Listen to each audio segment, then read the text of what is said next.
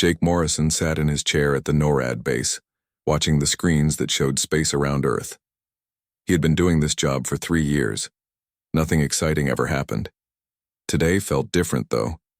The coffee in his cup was getting cold, but he did not care. Something was wrong with the readings. "Sir, I'm getting some strange signals," Jake called to his boss, Commander Phillips. "Really big energy readings coming from deep space." Phillips walked over and looked at Jake's screen. His face went pale. "How big are we talking?" "Bigger than anything I've ever seen, and they're moving fast. Really fast." Across the country in Atlanta, Dr. Lisa Barnes was working late in her lab. She studied diseases and how they spread, but tonight she was looking at something else.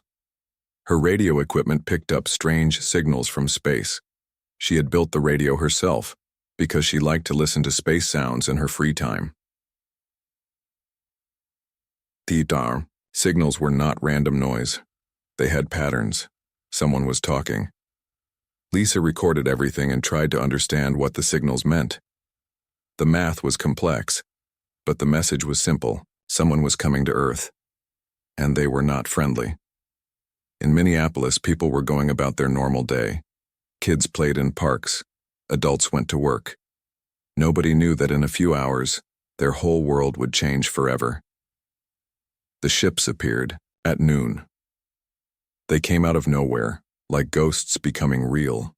Massive black shapes that blocked out the sun over major cities around the world. The ships were so big that people had to look up and turn their heads just to see from one end to the other. Jake Morrison watched his screens go crazy. "Commander, we have contact. Multiple contacts over New York, Los Angeles, Chicago, and Minneapolis." The ships did nothing for 10 minutes. They just floated there, silent and dark. People on the ground stopped what they were doing and stared up at the sky. Some took pictures. Others ran. Most just stood there, not knowing what to do. Then the aliens made their choice. They picked Minneapolis. Captain Ryan Hughes was flying his F-35 fighter jet on a training mission when the call came. "In all units, we have a situation. Unknown aircraft over Minneapolis. You are ordered to investigate." Ryan had been a pilot for 8 years. He had flown in wars and seen combat, but when he saw the alien ship up close, his hands shook on the controls. Ship was the size of a small city. Its surface was smooth and black like glass. Strange lights moved across it in patterns that hurt to look at, and it was doing something terrible to Minneapolis. A beam of light came down from the ship, but this was not normal light. It grabbed things, buildings, cars, people, everything the light touched started to rise up into the air. "Command, this is Hughes. They're taking the whole city. I repeat, they are taking the entire city." Ryan watched in horror as downtown Minneapolis lifted off the ground. Skyscrapers, shopping malls, houses, parks. Everything floated up toward the alien ship like toys being picked up by a giant invisible hand. He could see people in the windows of the buildings as they rose. Some were screaming. Others were taking pictures. A few waved at him as if he could help them. "Hughes, you are authorized to engage. Stop them." Ryan fired every missile he had. His wingmen did the same. 12 missiles struck the alien ship and exploded in bright flashes.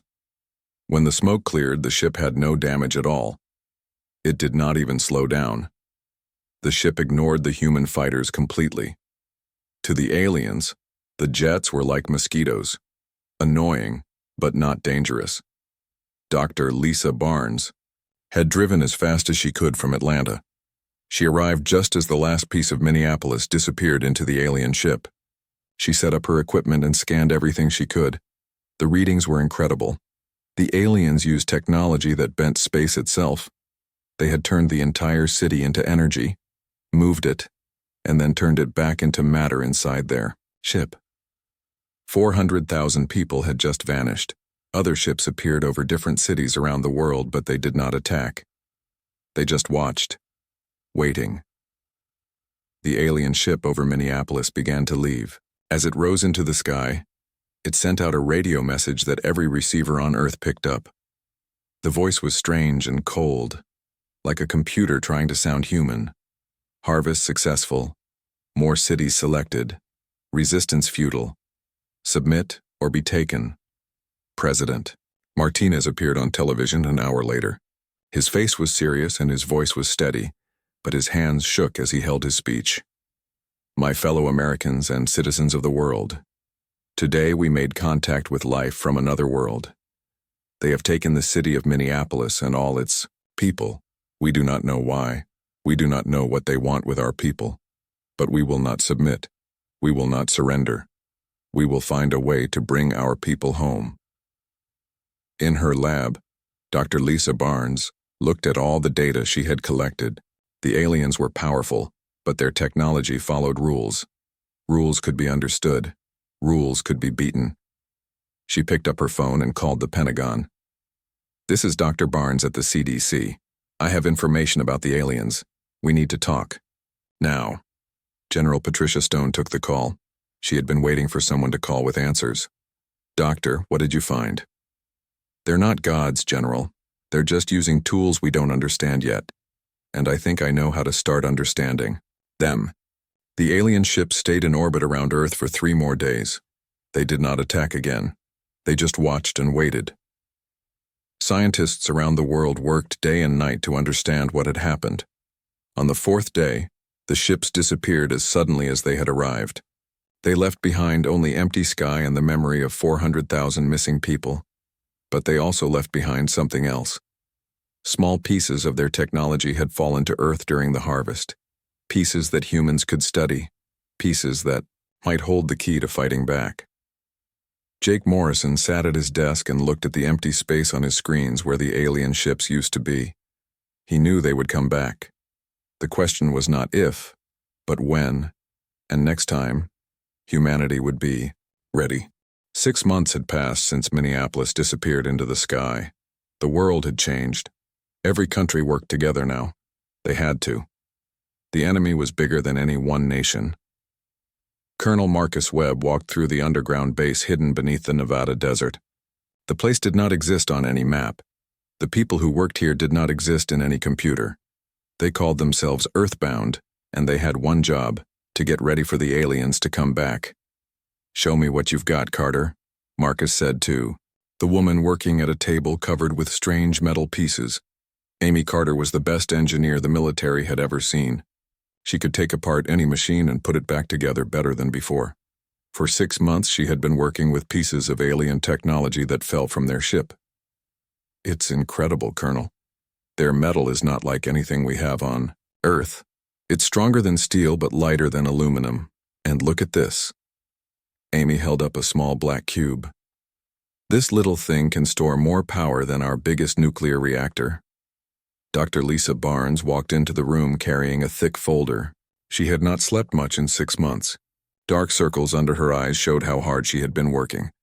The communication array is ready, Lisa said. We can talk to our teams anywhere on Earth now, and the aliens cannot stop our signals. Marcus nodded. Good, because our satellites show them coming back. 3 ships this time heading for Los Angeles. The news hit the team like a punch in the stomach. They had worked so hard, but were they ready? How long do we have? Amy asked. 18 hours. Amy looked at her prototype weapons. The railguns are ready. The stealth fighters have the new cloaking systems. But I don't know if it will be enough. It has to be, Marcus said. We cannot let them take another city. In Los Angeles, people were leaving the city as fast as they could. The highways were packed with cars full of families, trying to get away. But some people stayed, the military stayed, the police stayed, and some regular people stayed because it was their home and they would not run. Major Kate Sullivan checked her gear one more time. She was the leader of a special team of 12 soldiers. Their mission was crazy, but it might be the only way, to learn how to fight the aliens. Remember the plan, Kate told her team. We get onto one of their smaller ships, plant the bombs, get out fast, and try not to die. Questions? Nobody had questions. They all knew the plan was dangerous. They all knew they might not come back. But they also knew that someone had to try. The alien ships appeared over Los Angeles just like they had over Minneapolis. 3 massive black shapes that blocked out the sun. But this time, something was different. Underground, Humans were ready. All units, this is command.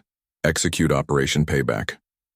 Hidden missile batteries opened fire from bunkers built into the hills around Los Angeles. Hundreds of missiles streaked toward the alien ships at the same time. The alien shields glowed, bright blue as the missiles exploded against them. The shields held, but they flickered. For the first time, humans had made the aliens work to defend themselves. Captain Ryan Hughes was flying again, but this time, his fighter jet was different. Amy Carter had added alien technology to make it nearly invisible to enemy sensors. Ghost Squadron, attack pattern Delta. Hit them where their shields are weakest. Ryan and 11 other stealth fighters attacked the aliens from their blind spots. Their new weapons, powered by alien energy cells, cut through space like lightning. The alien ships started to turn, trying to track the human fighters. They can see us, but barely, Ryan reported. Keep moving. On the ground, the aliens started their harvest beam just like before. The light came down and began lifting buildings. But the humans had prepared for this too. The buildings that rose into the air were mostly empty. The people had been moved to safe places underground. But hidden in some of those buildings were special packages, bombs that Amy Carter had designed using alien technology. Major Kate Sullivan and her team used experimental jetpacks to fly up toward the alien ships as the buildings rose. They grabbed onto a floating office building and rode it up into the sky. "This is insane," one of her soldiers said over the radio. "Yes, it is," Kate replied, "but it is also our job." As the building entered the alien ship, Kate's team jumped off and ran through corridors that looked like the inside of a living creature. The walls were smooth and warm, and they pulsed like a heartbeat. "Stay together. Move fast. Find the control room," Kate ordered. They found something worse than a control room. The team entered a huge chamber filled with glass containers. Inside the containers were people from Minneapolis, but they were not awake. Tubes connected them to machines that glowed with alien symbols. "My God," whispered Sergeant Murphy. "What are they doing to them?" Dr. Barnes had been right in her research. The aliens were using humans like computers. The people were still alive, but their minds were connected to alien systems. They were being used to process information for the alien empire. "Plant the charges. We are getting out of here," Kate said, but her voice was angry now. The aliens had not just taken people, they had turned them into machines.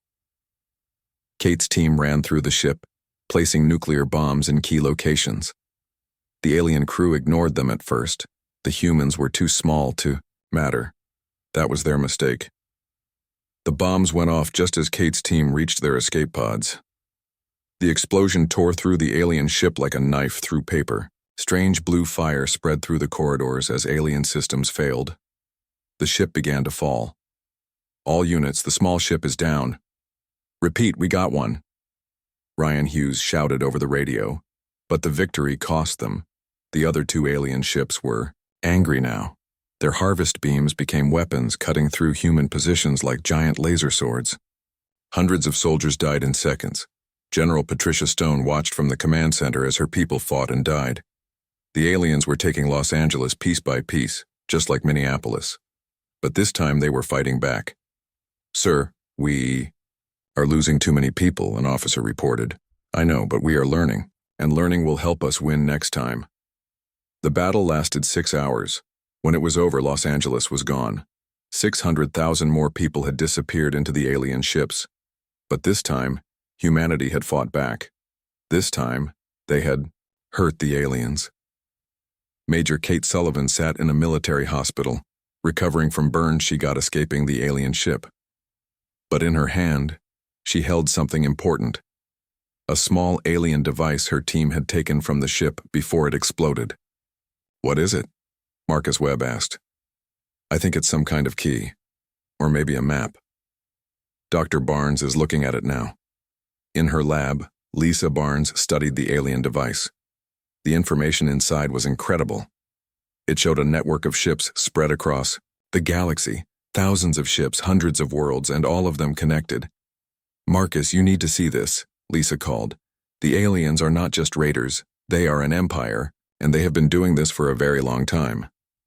Marcus looked at the star map displayed on Lisa's screen. "How long?" Thousands of years, maybe longer. And Earth is just the latest target. The news was terrible, but it also gave them hope. Empires could be beaten. History proved that, and now humans knew what they were really fighting. The alien ships left Earth again, but everyone knew they would be back. Next time, they would bring more ships. They would be ready for human resistance. But humans would be ready too. They had learned the aliens could be hurt. They had learned the aliens made mistakes, and they had learned something else. The people taken from Earth were still alive. That changed everything. This was not just about defending Earth anymore. This was about rescuing their people. This was about bringing them home. In the underground base, Amy Carter worked on new weapons. Marcus Webb trained new soldiers. Lisa Barnes studied alien technology. And around the world, every country prepared for the next battle. The aliens thought humans were just another weak species to be harvested. They were about to learn how wrong they were. Danny Rodriguez had been a construction worker in Minneapolis before the aliens took his city. Now he was something else. He was a leader of people who refused to give up hope. The alien ship was like a city inside a city. Huge corridors stretched for miles. Rooms held thousands of people from dozens of different worlds. Danny had learned to move through the ship without being seen by the alien guards. The aliens called themselves the HFY. They looked like tall, thin humans, but with gray skin and large black eyes. They moved together like parts of one big machine. They rarely spoke to each other because they could share thoughts. Danny crept through the dark passages that the aliens did not use. He was going to meet Dr. Amanda Foster, a doctor from Minneapolis who had become the medical expert for all the human prisoners. "How many people did we lose this week?" Danny asked when he found Amanda in her hidden medical station. 43, Amanda said sadly. "The aliens are pushing the neural connections too hard. Human brains are not built for this." The aliens had connected the human prisoners to their computer systems. They used human minds to process information, solve problems, and run their empire. But humans were fighting back in ways the aliens did not expect. "The good news is that we are building immunity," Amanda continued. "The longer we are connected to their systems, the better we get at blocking their control. And I think I know why." Danny sat down on a metal box that served as a chair. "Tell me, human brains are different from other species. We are more chaotic, random. The aliens expect minds that work in patterns, but human thoughts jump around. We daydream. We imagine impossible things. We change our minds. That chaos is protecting us." This was the best news Danny had heard in months. "Can we use that somehow?" Amanda smiled for the first time in weeks. "I think we already are. Watch this." She led Danny to a hidden room where 50 humans sat connected to alien machines. They looked like they were sleeping, but Danny could see their eyes moving under their eyelids. "They are not just processing data for the aliens anymore," Amanda whispered. "They are changing the data, adding errors, creating confusion. The aliens think their computers are getting old and making mistakes. They have no idea that humans are sabotaging them from the inside." Danny felt hope growing in his chest. How long before the aliens figure it out? Maybe weeks, maybe months, but probably not long enough for us to escape on our own. Back on Earth, Dr. Lisa Barnes was making discoveries of her own. She had been studying the alien device that Kate Sullivan brought back from the crashed ship. What she found changed everything. "Colonel Webb, you need to see this right now," Lisa called from her lab. Marcus Webb arrived to find Lisa staring at a display showing a map of the galaxy. Thousands of lights blinked on the screen, connected by glowing lines. "What am I looking at?" Marcus asked. "The HFY Empire. Every light is a star system they control. Every line is a communication link between their ships." Lisa pointed at a small red dot near the edge of the map. "That is Earth." Marcus felt his heart sink. The map showed just how small and alone Earth was. How many worlds do they control? Over 40,000, and they have been expanding for thousands of years. They find a world with intelligent life, harvest the population, and use them as biological computers to run their empire. But humans are different, right? Amanda Foster figured out that we can resist their control. Lisa nodded. Yes, but there is more. Look at this data stream. She showed Marcus a river of information flowing between the alien ships. Every ship in their empire is connected to every other ship. They share knowledge instantly across the entire galaxy. But that means if we can get into their network, we can attack all of them at once, Marcus finished. Exactly. But we would need someone inside the system, someone who understands both human and alien technology. On the alien mothership, Danny Rodriguez was learning about the other species the Kethvar had enslaved. He met Zek, a creature that looked like a giant lizard with 6 arms. Zek's people had been slaves for over 300 years. Your species is different, Zek said in broken English that he had learned from the humans. Other species break, quickly, accept slavery, but humans keep fighting even when connected to machines. How do other species usually respond to being enslaved? Danny asked. They try to escape at first, then they give up, then they forget who they were before. But humans pretend to give up while making secret plans. Danny realized that this was humanity's greatest weapon, not their technology or their strength, but their refusal to accept defeat even when defeat seemed certain. Zek, what would happen if all the enslaved species rebelled at the same time? The alien creature's eyes grew wide. Empire would fall. But impossible. Other species too broken, too afraid. What if humans could help them remember who they used to be? Meanwhile, the Kethvar were preparing for their 3rd harvest of Earth. This time they would bring a full battle fleet. Humans had proven more troublesome than expected, so they would use overwhelming force. Commander Veltar of the Kethvar studied reports from the previous harvests. The humans had damaged one of their ships and killed dozens of crew members. No species had ever done that before. Perhaps we underestimated them, his assistant said. All species resist at first. Humans are no different. We will simply bring more ships this time.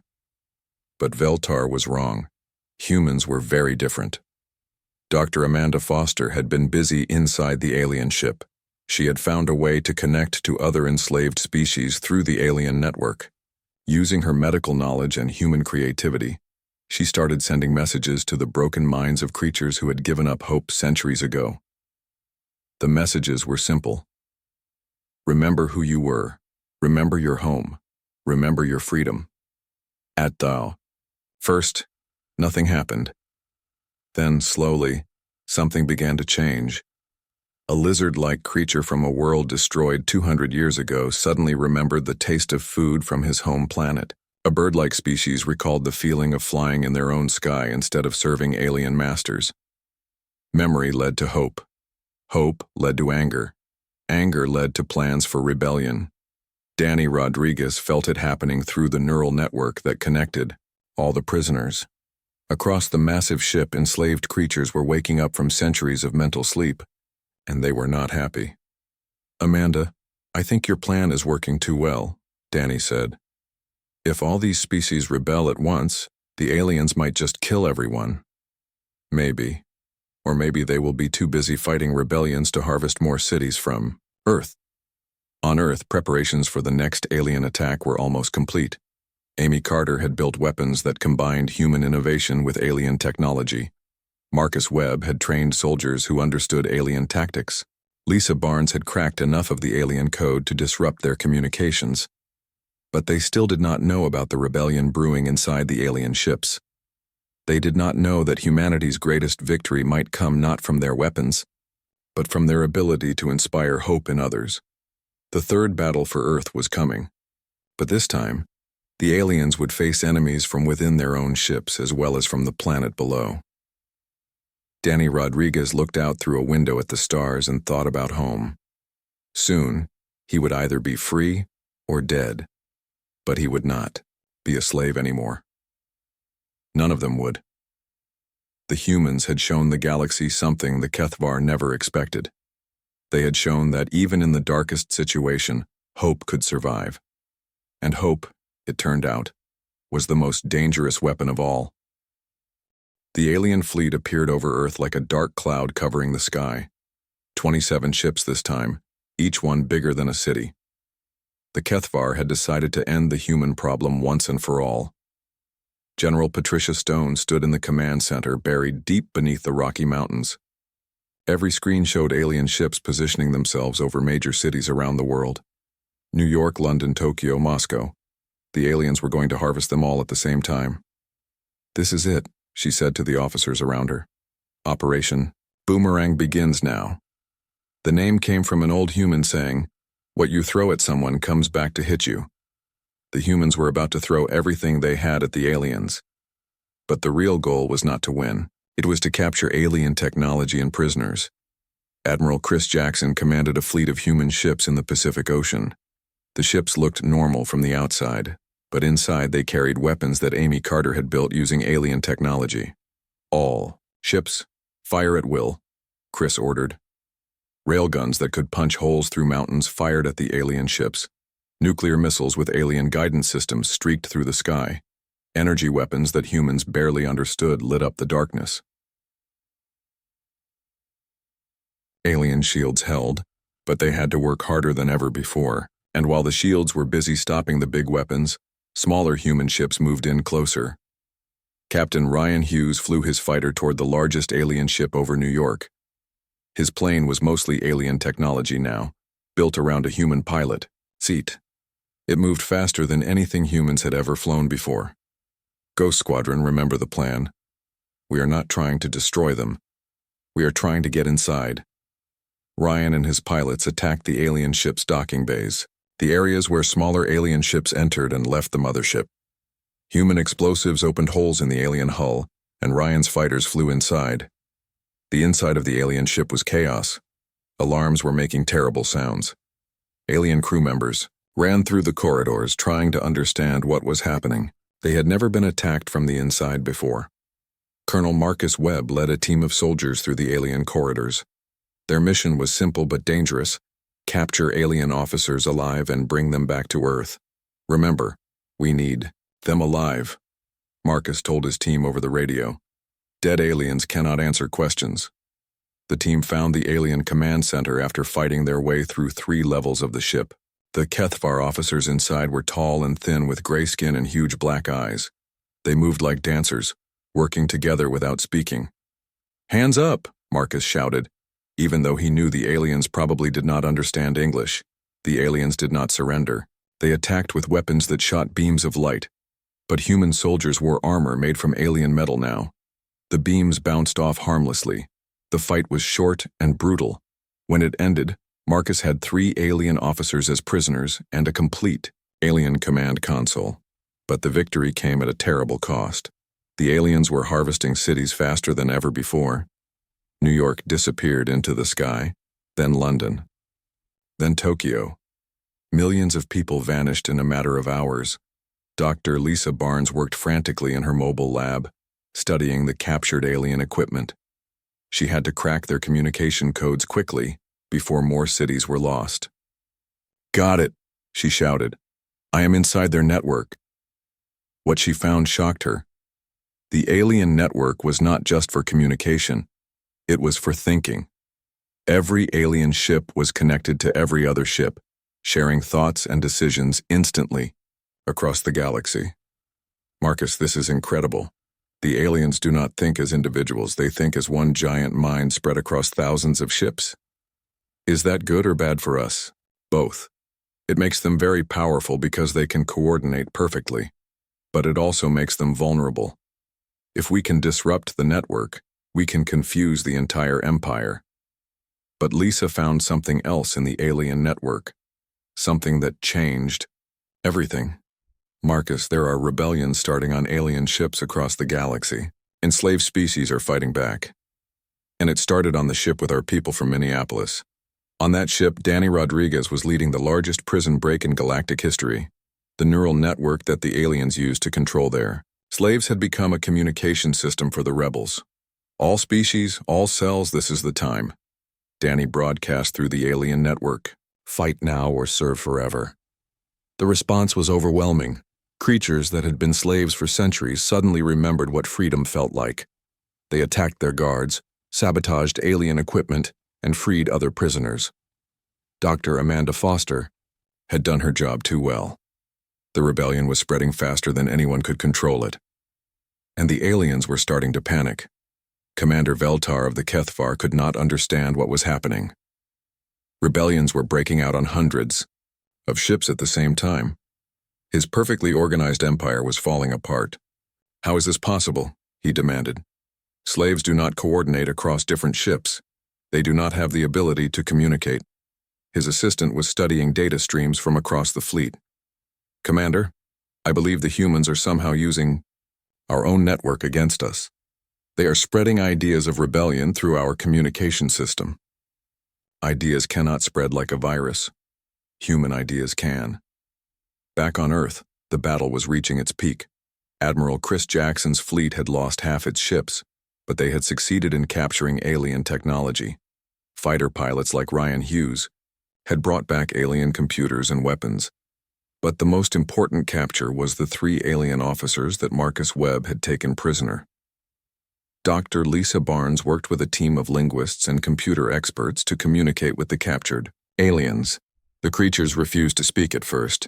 Then Lisa tried something different. She connected the aliens to a human computer that could interface with their neural implants. Suddenly, the aliens started talking. Not with words, but with thoughts and images that the computer translated. What they learned was both wonderful and terrifying. The Kethvar Empire controlled 40,000 star systems and had existed for over 50,000 years.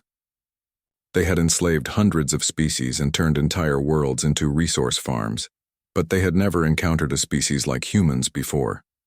Humans were chaotic and unpredictable. They could adapt to almost any situation, and most importantly, they could inspire other species to fight for freedom. "The rebellion is spreading across our entire empire," one of the alien prisoners admitted. "Your people have taught our slaves to hope again. Hope is a disease that we cannot cure." General Stone listened to the translation and smiled for the first time in months. "Good. Let it spread." But the aliens had one more surprise. The captured officer revealed that the Kethvar had a backup plan. If they could not harvest Earth, they would destroy it. A planet that could inspire rebellion was too dangerous to leave alive. "How long do we have?" Marcus asked. "The planet killer fleet is already on its way. 6 months, maybe less." The room went silent. Humanity had won a battle, but they might lose the war. Unless they could do something that had never been done before, they needed to take the fight to the aliens' home territory. Amy Carter looked at all the alien technology they had captured: ships, weapons, computers, and most importantly, star maps that showed the location of every Kethvar world. "I have an idea," she said. "A crazy, impossible, probably suicidal idea." "Tell us," General Stone said. "We build our own fleet using their technology. We take the fight to them. We hit their home worlds while they are dealing with rebellions." "How many ships would we need?" "All of them. Every ship on Earth modified with alien technology, and we would need to move fast before they can organize a defense." It was the most ambitious plan in human history. Build an interstellar fleet in 6 months and attack an empire that controlled half the galaxy. But humans had learned something important about themselves during the war. When faced with impossible odds, they did not give up. They got creative. The rebellion that Danny Rodriguez had started was spreading across the galaxy like wildfire. The Kethvar Empire was cracking from within, and now Earth was going to hit them from the outside too. The final battle was coming, not just for Earth, but for every enslaved species in the galaxy. Freedom was going to war. 6 months later, Jake Morrison stood on the bridge of humanity's first interstellar warship. He was no longer just a radar operator. He was Admiral Morrison now, commanding a fleet of 50 ships built from human determination and alien technology. The ships looked like nothing that had ever flown before. They combined the best of both worlds, human creativity and alien power. Amy Carter had outdone herself, creating vessels that could cross the galaxy in weeks instead of years. "All ships report ready, Admiral," his communication officer reported. Jake looked out at Earth one last time. They might not see their home planet again, but they were fighting for something bigger than one world now. They were fighting for the idea that no species should be enslaved. "Open a channel to all ships," Jake ordered. "Today we do something that has never been done before. We attack an empire that has ruled the galaxy for 50,000 years, but we are not doing it alone."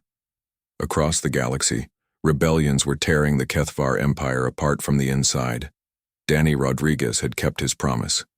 The enslaved species were fighting back on thousands of worlds. The human fleet jumped into hyperspace, heading for the HFY home system. They had one chance to end this war before the alien planet killer fleet reached Earth. At the same time, Dr. Lisa Barnes and Amy Carter were putting their most dangerous plan into action back on Earth. They had built something the aliens would never expect, a virus made of ideas. "Are you sure this will work?" Amy asked as they prepared to upload their creation into the captured alien communication system. "Nothing is sure in war," Lisa replied. "But humans have always been good at one thing, spreading ideas that change the world." The virus was not made of computer code. It was made of human concepts that the alien collective mind could not process. Ideas about individual freedom, creative thinking, and the right to choose your own path in life. When they released it into the HFY network, the effect was immediate and devastating. On HFY Prime, the Empire's capital world, something had never happened before. Individual aliens began to question the collective mind. They started to think for themselves. Supreme Commander Thekval felt the change like a disease spreading through his thoughts. For 50,000 years, his species had thought as one mind. Now suddenly he was alone inside his own head.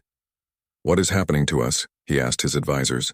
But his advisors were asking the same question. The virus spread through the alien network faster than light, carried by the very system that made the HFY Empire powerful. In hours, billions of aliens across the galaxy experienced individual consciousness for the first time.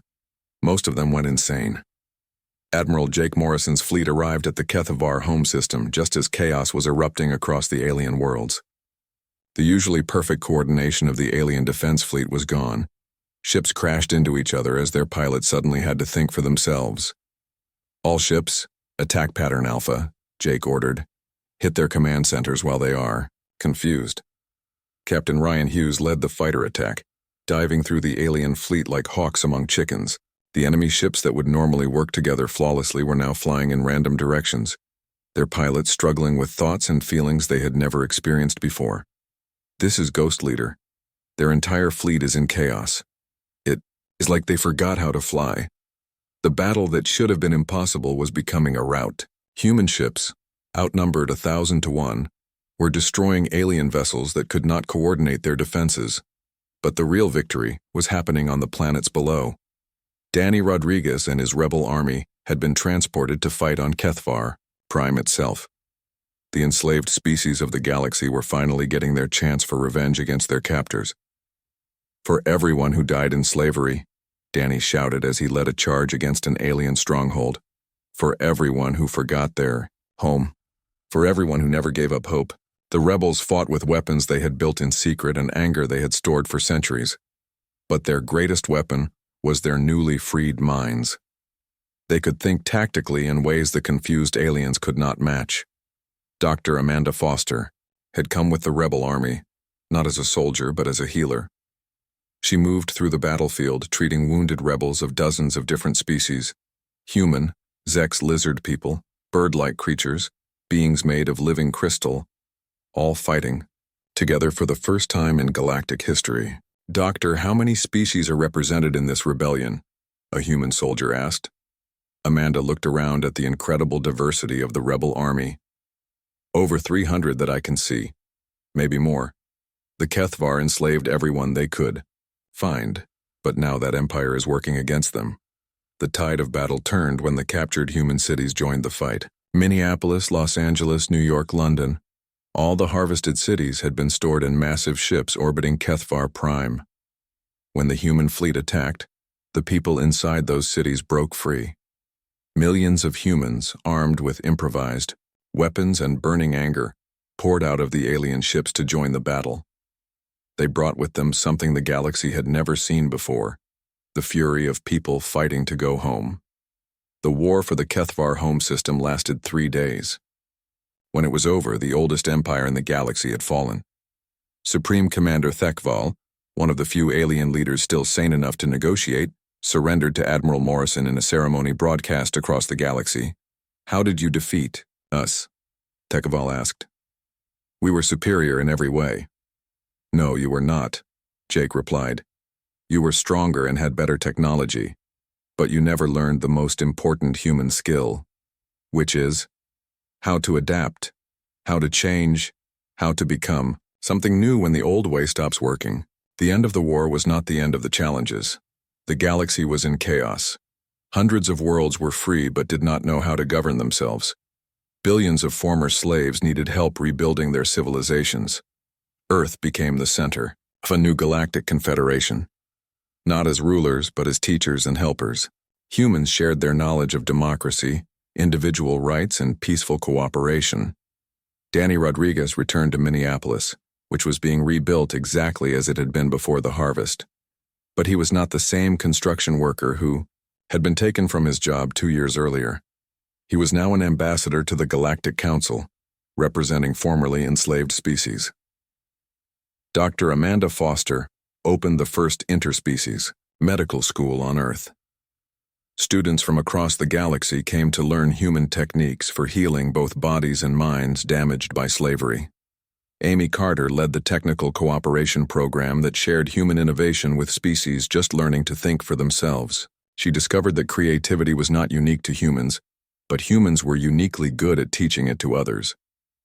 Captain Ryan Hughes commanded the new Galactic Peace Fleet, made up of ships and crews from dozens of worlds. Their job was to make sure that no species ever enslaved another again. Admiral Jake Morrison became the first director of Galactic Affairs. His office was in the rebuilt United Nations building in New York, but his responsibilities covered half the galaxy. Dr. Lisa Barnes continued her research, but now she studied how to help species recover from thousands of years of mental conditioning. Her work helped billions of beings remember who they used to be before they became slaves. The memorial to the war was built where Minneapolis had stood before the first harvest. It was not a monument to human victory, but to the power of hope and the courage to fight for freedom. Children from dozens of worlds played together in the parks around the memorial. Some had scales, some had feathers, some glowed with their own light. But they all learned the same lessons, that every intelligent being had the right to choose their own path, and that no one should ever be enslaved. The inscription on the memorial was written in over 1,000 languages, but it said the same thing in all of them. Freedom is not a gift. It is a choice that every generation must make for themselves. The war that began with the harvest of one human city had ended with the liberation of an entire galaxy. But the humans knew that freedom was not something you won once and kept forever. It was something you had to protect every day. And humanity was very good at protecting things they cared about. The galaxy was free. And it would stay that way, as long as humans and their allies remembered the most important lesson of the war. When faced with impossible odds, never give up. Get creative. Find allies, and never forget that even the most powerful empire can fall if enough people decide they want to be free. The Kethvar had thought humans were just another weak species to be harvested. They were wrong. Humans were the species that taught the galaxy how to say no to tyranny, and the galaxy had learned the lesson well.